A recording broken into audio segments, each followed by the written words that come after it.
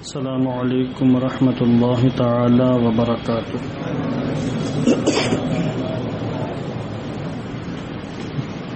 نحمده ونصلي ونسلم على رسوله الكريم،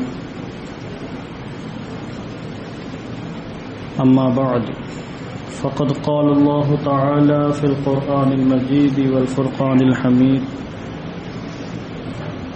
إن الله وملائكته يصلون على النبي يا أيها الذين آمنوا صلوا عليه وسلموا تسليما۔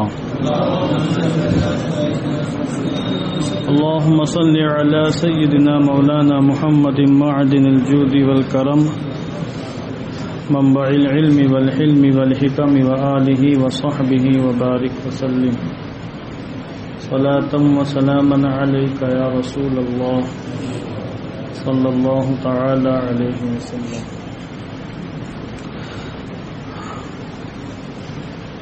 ہفتہ واری درس حدیث کی محفل میں ہم آپ کا استقبال کرتے ہیں اور دعا کرتے ہیں کہ اللہ عز و جل اس محفل پاک کو ہم سب کی بخشش کا، نجات کا وسیلہ بنائے۔ بخاری شریف اور مسلم شریف کی متفق علیہ ایک حدیث پاک انشاءاللہ عز و جل بیان کرنے کی کوشش کروں گا، اور اپنے ناقص علم کے مطابق اس کی تھوڑی سی شرح کرنے کی کوشش کی جائے گی۔ یہ حدیث پاک حضرت ابو جحیفہ رضی اللہ تبارک و تعالی عنہ سے مروی ہے۔ اس حدیث پاک سے ہمیں عقائد کا علم بھی حاصل ہوگا اور مسائل کا علم بھی انشاءاللہ حاصل ہوگا۔ حضرت ابو جحیفہ صحابی رسول، یہ صغار صحابہ میں ان کا شمار ہوتا ہے، اور جس وقت آقا دو عالم نور مجسم صلی اللہ علیہ وسلم کا وصال ہوا تو آپ نابالغ تھے، یعنی اتنے چھوٹے آپ صحابی تھے، اور سن 74 ہجری میں آپ کا وصال ہوا ہے۔ تو حضور کے وصال کے وقت آپ کی عمر پاک بہت ہی کم تھی، پھر بھی آپ سے حدیثیں مروی ہیں، اور یہ بہت بڑی بات ہے۔ حضرت ابو جحیفہ فرماتے ہیں: رأیت رسول اللہ صلی اللہ علیہ وسلم بمکہ وهو بالابطح فی قبۃ حمراء من ادم۔ یہ حجۃ الوداع کا واقعہ بیان فرما رہے ہیں۔ سن 10 ہجری میں جب آقا دو عالم صلی اللہ علیہ وسلم کم و بیش 1,24,000 صحابہ کرام کے ساتھ مدینہ منورہ سے مکہ المکرمہ حج بیت اللہ کے لیے پہنچے، تو اس وقت کا واقعہ حضرت ابو جحیفہ بیان فرما رہے ہیں۔ اور یہاں پر جو میں نے پڑھا، اس میں ایک لفظ ابطح آیا ہے، یہ مینا کے پاس ایک مقام کا نام ہے، اور اسی کو وادی محسب بھی کہا جاتا ہے، جہاں چھوٹے چھوٹے کنکریاں سنگریزے ہوتے ہیں، اور بارش کے موسم میں جہاں سیلاب آ جاتا ہے اس کو ابطح کہا جاتا ہے۔ آقا دو عالم صلی اللہ علیہ وسلم کی متعدد ناموں میں ایک نام ابطحی بھی ہے۔ حضور کو مکی، مدنی اور مطلبی، ہاشمی اور ابطحی بھی کہا جاتا ہے، تو اسی مناسبت سے ابطحی کہا جاتا ہے کہ ابطح مکہ المکرمہ کے ایک وادی کا نام ہے۔ تو حضرت ابو جحیفہ فرماتے ہیں: میں نے حضور صلی اللہ علیہ وسلم کو مکہ المکرمہ میں وادی ابطح میں چمڑے کے لال خیمے کے اندر دیکھا کہ حضور ابطح میں ہیں، مکہ المکرمہ کے ایک وادی میں، اور جس خیمے کے اندر آقا دو عالم تشریف فرما تھے وہ خیمہ سرخ چمڑے کا تھا، لال چمڑے کا۔ وہ فرماتے ہیں: وَرَأَيْتُ بِلَالًا أَخَذَ وُضُوءَ رَسُولِ اللَّهِ صلی اللہ علیہ وسلم، اور میں نے حضرت بلال کو دیکھا کہ انہوں نے حضور کے وضو کا پانی جمع فرمایا، غسالہ۔ خیمے کے اندر آقا دو عالم صلی اللہ علیہ وسلم نے وضو فرمایا، اور ایک لگن میں، بہت بڑے برتن میں حضرت بلال حبشی رضی اللہ تعالیٰ عنہ نے اس پانی کو جمع فرمایا۔ یعنی وضو سے بچا ہوا پانی نہیں، وہ پانی جو آپ کے اعضائے وضو سے گزرا، جس سے کلی کی، جس سے آپ نے اپنی مقدس ناک میں پانی ڈالا، ہاتھوں کو دھلا، پیروں کو دھلا، غسالہ اس کو کہتے ہیں عربی زبان میں۔ تو حضور نے وضو فرمایا اور آپ کے وضو کا غسالہ حضرت بلال نے جمع فرمایا ایک لگن میں۔ اب آپ دیکھیں کہ صحابہ کرام کے دل میں حضور کی کس قدر عظمت تھی کہ وہ یہ بھی گوارا نہیں کر سکتے تھے کہ حضور کے مقدس جسم سے جو پانی ٹچ ہو، جو پانی لگے، متصل ہو، وہ زمین پر پھینک دیا جائے۔ اب آپ فرق کر لیں کہ امتی کے غسالے میں اور نبی کے غسالے میں زمین و آسمان سے بھی زیادہ فرق ہے۔ آج کہنے والی بدبخت کہہ دیا کرتے ہیں کہ کیا فرق ہے، بشر وہ بھی ہیں، بشر ہم بھی ہیں، معاذ اللہ، اس قسم کی باتیں کہی گئی ہیں اور یہ کوئی ہوائی فارغ نہیں ہے۔ اب دیکھیں حضور کا غسالہ جسے صحابہ جمع فرما رہے ہیں کہ زمین پہ نہ گر جائے، اور ہمارا غسالہ گٹر میں چلا جاتا ہے، نالیوں میں چلا جاتا ہے، کوئی چھونا نہیں چاہتا، کوئی پی نہیں سکتا ہے، کوئی استعمال نہیں کر سکتا، شرعی لحاظ سے بھی کوئی استعمال نہیں کر سکتا ہے۔ کسی کے غسالے سے کوئی دوسرا انسان وضو نہیں کر سکتا۔ جو پانی آپ نے وضو میں یوز کیا اس سے کوئی دوسرا وضو کرنا چاہے، آپ کا بھائی، آپ کا پڑوسی، آپ کا بیٹا نہیں کر سکتا ہے، کیونکہ ماء مستعمل ہے، اس کا تو استعمال ہو چکا ہے۔ مگر حضور کی شان اور حضور کی خصوصیت تھی کہ آپ جس پانی کو استعمال کرتے تھے، استعمال ہو جانے کے باوجود وہ پانی مستعمل نہیں ہوتا تھا، اور صحابہ کرام اس پانی سے کس قدر عقیدت، محبت کا اظہار فرماتے تھے، اس کی ایک چھوٹی سی جھلک آپ یہاں سماعت فرمائیں گے۔ تو حضرت ابو جحیفہ پورا منظر دیکھ رہے ہیں، تھے چھوٹے، ان کی عمر زیادہ سے زیادہ 10 سے 11 سال رہی ہوگی، کیونکہ حجۃ الوداع کے فوراً بعد حضور کا وصال ہو گیا۔ ذی الحجہ میں حجۃ الوداع ہوا، اس کے بعد محرم، صفر اور ربیع الاول شریف، 3 مہینے کے بعد حضور کا وصال ہو گیا۔ تو ان کی عمر حضور کے وصال کے وقت یہ نابالغ تھے، اور تو اس لیے ایک اندازہ ہے کہ 11 سے 12 سال ان کی عمر رہی ہوگی اس وقت۔ مگر دیکھیں حضور سے کتنی محبت کہ آپ حضور کے شب و روز کو دیکھ رہے ہیں، حضور کیا کر رہے ہیں، صحابہ کرام حضور کے ساتھ کس طریقے سے، کس عقیدت و احترام کے ساتھ پیش آ رہے ہیں، یہ ساری چیزیں وہ دیکھ رہے ہیں۔ تو حضرت ابو جحیفہ فرماتے ہیں میں نے دیکھا کہ حضور نے وضو فرمایا اور حضرت بلال نے حضور کے وضو کا پانی جمع کیا اور پھر باہر تشریف لائے لگن کو لے کر جس میں پانی تھا، اور کہتے ہیں حضرت ابو جحیفہ وَرَأَيْتُ النَّاسَ يَبْتَدِرُونَ ذَلِكَ الْوَضُوءَ، اور میں نے لوگوں کو دیکھا کہ جب حضرت بلال خیمے سے باہر پانی لائے ہیں تو صحابہ کرام خیمے کے باہر اس پانی کا انتظار کر رہے تھے۔ جیسے ہی انہوں نے بلال کو دیکھا اور بلال کے ہاتھوں میں پانی دیکھا تو وہ پانی پر ٹوٹ پڑے۔ جس طریقے سے ہمارے یہاں شیرینی محرم میں تقسیم ہوتی ہے تو اگر بانٹنے والے تھوڑا سا چاق و چوبند نہ ہو تو پھر بچے سب لوٹ کر گھر لے کے چلے جائیں، یہ حالات ہو جاتے ہیں۔ ٹھیک ہے، ایک تبرک ہے وہ۔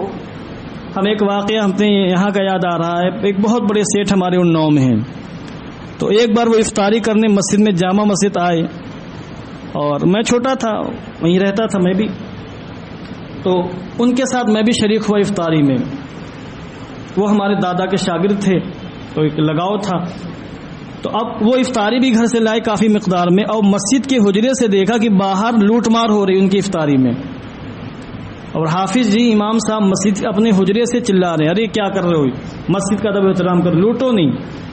اور افطاری کا ٹائم چھوٹے چھوٹے بچے سب لوٹ مار کر رہے تھے، تو انہوں نے کہا کہ ارے حافظ جی رہنے دیجئے، تبرک ہے، مسجد کا ایک سامان ہے، کھانے پینے کا سامان، تو انہوں نے اپنے انداز سے حافظ جی کو روکا۔ بہرحال تو اس چیز کی، اس طرح کی جو چیزیں ہوتی ہیں ان میں لوگ لوٹ مار کرتے ہیں۔ اب حضور رحمت عالم کا غسالہ، تبرک، اور لینے والے سینکڑوں کی تعداد میں صحابہ کرام حجۃ الوداع کے موقع پر جو خیمے کے آس پاس ہوں گے وہ بھی سینکڑوں کی تعداد میں ہوں گے۔ ویسے تو صحابہ کرام کی تعداد 1 لاکھ سے زیادہ تھی جو حجۃ الوداع کے موقع پر مکہ المکرمہ میں حاضر تھے حضور کے ساتھ، اور صحابہ کرام حضور کا تبرک لینے کی طاق میں رہا کرتے تھے۔ تو جب حضرت بلال حبشی پانی باہر لائے تو صحابہ کرام ٹوٹ پڑے اس پر، کسی کو ملا کسی کو نہیں ملا۔ فرماتے فمن اصاب منہ شیئا تمسح به، تو جس کسی صحابی کو اس غسالے میں سے کچھ پانی مل گیا اس نے وہ پانی اپنے چہرے پر اور بدن پر مل لیا تبرک کے طور پر۔ ومن لم یصب منہ اخذ من بلل ید صاحبہ، اور جس کو پانی نہیں مل سکا تو اس نے اپنے دوست اپنے پڑوسی کے بدن سے تری حاصل کر لی، یعنی جس نے حضور کا غسالہ اپنے چہرے پر بدن پر ملا تھا، جس کو نہیں ملا پانی تو اس نے اسی بدن کی تری حاصل کر لی اور برکتیں لوٹ لیں۔ تو یہ صحابہ کرام کے عشق و محبت کا معاملہ تھا کہ صحابہ کرام اس غسالے سے کتنی محبت فرماتے تھے تو حضور سے کس قدر محبت فرماتے ہوں گے۔ ان کے جو جذبات تھے صحابہ کرام کے حضور کے حوالے سے، حضور کے اہل بیت کرام کے حوالے سے، حضور کی جانب منسوب ہونے والی چیزوں کے حوالے سے، ان جذبات کا ہم تصور نہیں کر سکتے ہیں کہ وہ جذبات کس قدر احترام اور کس قدر جذبات عظمت اور احترام میں وہ ڈوبے ہوئے تھے صحابہ کرام، اس کا ہم یہاں اس زمانے میں تصور نہیں کر سکتے ہیں۔ تو جن کو ملا انہوں نے برکتیں لوٹی، جن کو نہیں ملا انہوں نے اپنے آس پاس والوں سے، دوستوں سے تری حاصل کر لی اور اس تری سے انہوں نے برکتیں لوٹی۔ تو یہ ہے تبرک کا معاملہ۔ اب دیکھیں آج غیر مقلدین کہتے ہیں تبرک کی شرعی کوئی حیثیت نہیں ہے۔ ہم یہ کہتے ہیں کہ جو چیز اللہ والوں سے منسوب ہو جائے وہ مبارک ہو جاتی ہے، اس میں برکتیں آ جاتی ہیں، اس کو ہم تبرک بناتے ہیں، عقیدت و احترام کے ساتھ دیکھتے بھی ہیں، اور اگر ہمیں انہیں استعمال کرنے کا موقع ملے تو ہم عقیدت و احترام کے ساتھ ان کا استعمال بھی کرتے ہیں۔ تو یہ ہمارا عقیدہ اس حدیث پاک کی روشنی میں۔ اس طرح کی متعدد روایتیں ہیں۔ اگرچہ ہم کسی کا غسالہ یوز نہیں کر سکتے ہیں، کسی نے پانی استعمال کیا وضو میں تو اگرچہ ہم اس پانی کو استعمال نہیں کر سکتے ہیں، مگر یہاں یہ تو معلوم ہو رہا ہے کہ جب کسی چیز کی نسبت حضور سے ہو جائے تو وہ تو مبارک ہو جاتی ہے، برکت والی ہو جاتی ہے، اس سے برکت حاصل کی جا سکتی ہے۔ اس لیے آج دنیا میں جہاں کہیں بھی موہ مبارک موجود ہے، حضور کے مقدس بال، حج کے موسم میں حضرت ابو طلحہ رضی اللہ تعالیٰ عنہ نے حضور کے بالوں کو صاف فرمایا تھا، اور پھر وہ بال باقاعدہ صحابہ میں تقسیم کیے گئے تھے۔ ان بالوں کو پھینکا نہیں گیا تھا جیسے ہمارے یہاں بالوں کو نائی وغیرہ پھینک دیتے ہیں۔ حضور کے بال اتنے معظم تھے کہ صحابہ کرام حضرت ابو طلحہ نے جب ان کو کاٹا اور حضور کا سر مونڈا صاف کیا تو ان بالوں کو باقاعدہ صحابہ کرام کے درمیان تقسیم کیا گیا، اور روایتوں میں آیا کہ سب سے زیادہ بال حضرت سیدتنا عائشہ صدیقہ رضی اللہ تعالیٰ عنہ کے حصے میں آئے، سب سے زیادہ بال۔ تو آج وہ دنیا کے کونے کونے میں ہیں، ہم ان کو ادب و احترام کی نظر سے دیکھتے ہیں اور عشق و محبت کی نظر سے دیکھتے ہیں، ان سے برکتیں لوٹتے ہیں۔ حضور کے قدموں کے نشانات دنیا میں بہت سے مقامات پر موجود ہیں، ہندوستان میں بہت سے مقامات پر موجود ہیں، وہ ہمارے لیے برکت کی چیزیں، ہم ان سے برکتیں لوٹتے ہیں، برکتیں حاصل کرتے ہیں۔ تو تبرک حاصل کرنا کوئی یہ ناجائز یا حرام عمل نہیں، بلکہ صحابہ کرام کا طریقہ، صحابہ کرام کی سنت ہے۔ اللہ والوں سے جو چیز منسوب ہوتی ہے وہ مبارک ہوتی ہے، اس میں برکت آتی ہے، اور پھر وہ اللہ والا ولایت کے جس قدر اونچے مقام پر فائز ہوتا ہے، وہ چیز جو اس سے منسوب ہوئی وہ اسی قدر عظیم ہوتی، اسی قدر مبارک ہوتی، اسی قدر متبرک ہوتی ہے۔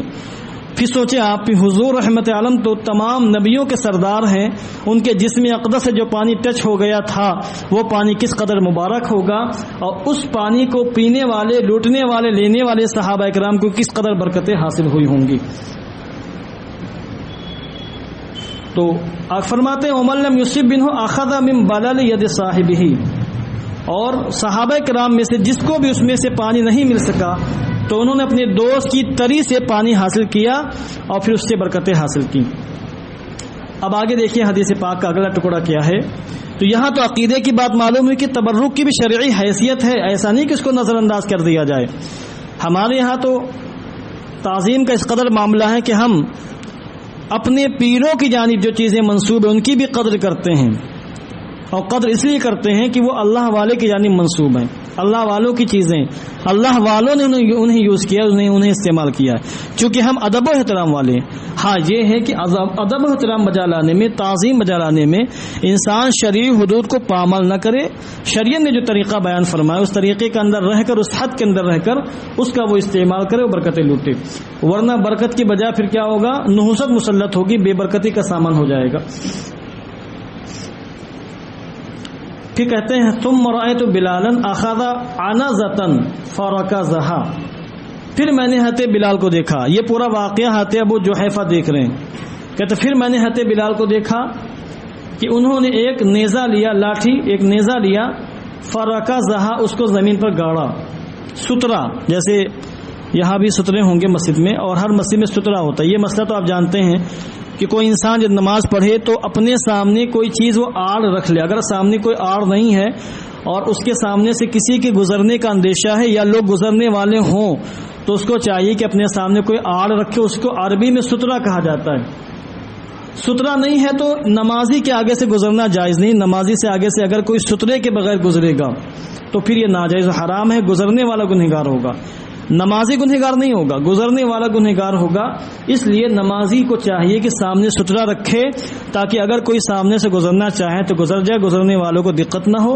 اور اگر کوئی نمازی نماز پڑھ رہا ہے اور سامنے سے کوئی گزرنا چاہتا ہے تو پھر اس کو چاہیے کہ اس کی نمازی کے آگے کوئی سترہ رکھے, اس کے بعد اس سترے کے پیچھے سے گزرے. یہ نماز کا حقیقت میں ادب و احترام ہے. سترہ کم سے کم ایک ہاتھ یعنی اتنا لمبا ہو, اس سے کم نہ ہو, کم سے کم. اور جتنی موٹی انگلی ہوتی ہے انگلی کے برابر کم سے کم موٹا ہو, اور زیادہ کتنا اس کی کوئی حد ہی نہیں ہے. پورا پہاڑ سترہ بن سکتا ہے, پورا مکان پوری بلڈنگ سترہ بن سکتی ہے.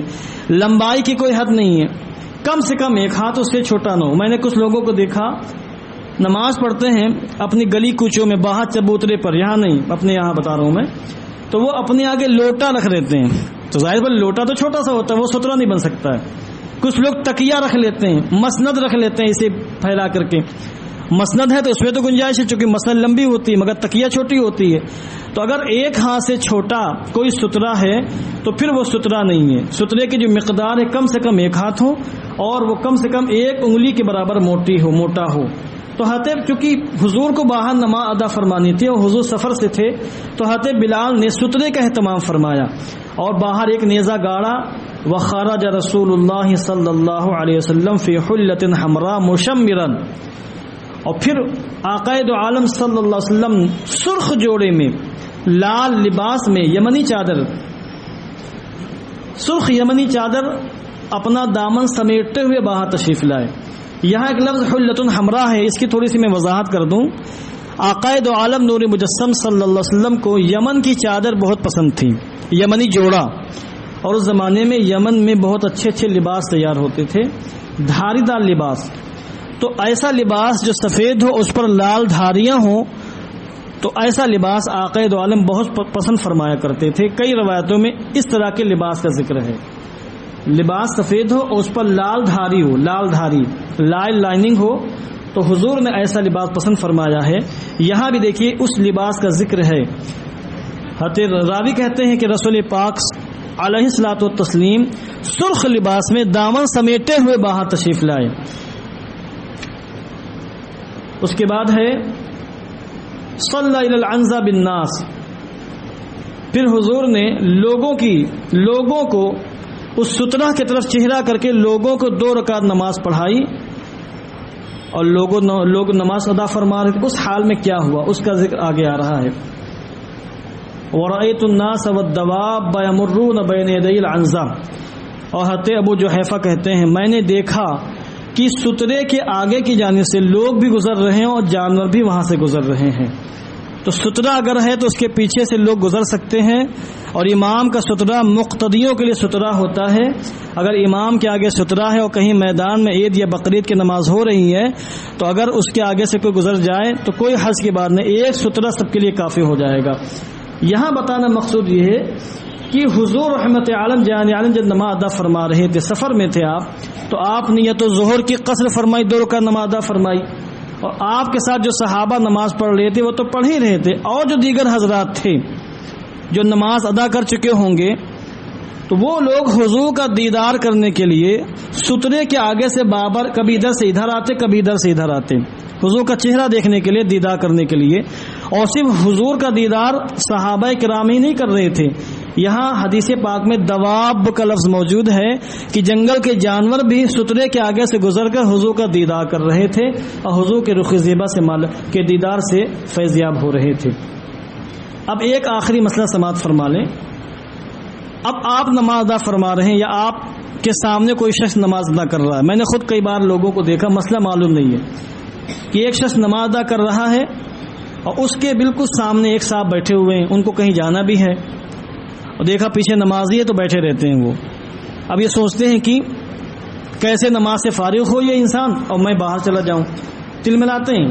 حالانکہ ایسے انسان کو جانے کی اجازت ہے, کیونکہ وہ گزرنا نہیں، وہ ہٹنا ہے۔ ایک تو یہ ہے کہ انسان نمازی کے آگے سے گزرے، وہ ممنوع ہے، وہ جائز نہیں ہے۔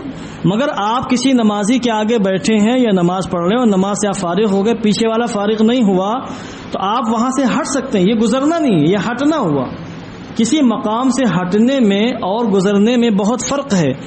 ہٹنا پایا جائے تو انسان گنہگار نہیں ہوتا ہے، مگر اگر گزر جائے تو اس سے انسان گنہگار ہوتا ہے۔ اس لیے آپ اگر نماز پڑھ رہے ہوں اور آپ کے سامنے کوئی شخص بیٹھا ہو اور وہ ہٹ جائے تو آپ اسے جھگڑا نہ کریں کہ بھی تم نے میری نماز میں خلل واقع کر دیا، میں پڑھ رہا تو تم آگے سے کیسے گزر گئے۔ یا آپ کے پیچھے کوئی نماز پڑھ رہا ہے اور آپ ہٹنا چاہتے ہو، آپ ہٹ سکتے ہیں، چاہے آپ دائیں ہٹ جائیں چاہے آپ بائیں ہٹ جائیں۔ اب کوئی دو انسان پھنسے ہوئے ہیں، ایک شخص نماز پڑھ رہا، راستے میں دو انسان پھنسے، دونوں کو نکلنا ہے اور نکلنے کا کوئی راستہ نہیں، تو کیا کریں گے؟ تو اس کا حیلہ فقہ نے یہ بیان فرمایا ہے کہ ایک شخص نمازی کے آگے کھڑا ہو جائے، پیٹھ کر کے، چہرہ کر کے نہیں، پھر وہ انسان جو دوسرا انسان وہ گزر جائے، گزر گیا، اب یہ انسان جدھر سے آیا تھا ادھر ہی ہٹ جائے۔ مثلا یہ ایک شخص یہاں نماز پڑھ رہا ہے، دو آدمی اس طرف ہیں، ادھر جانا ہے، تو ایک آدمی کھڑا ہو جائے، اگلا آدمی گزر جائے۔ اب یہ شخص پھر دوبارہ واپس اسی جانب آئے گا جس جانب سے یہ آیا تھا۔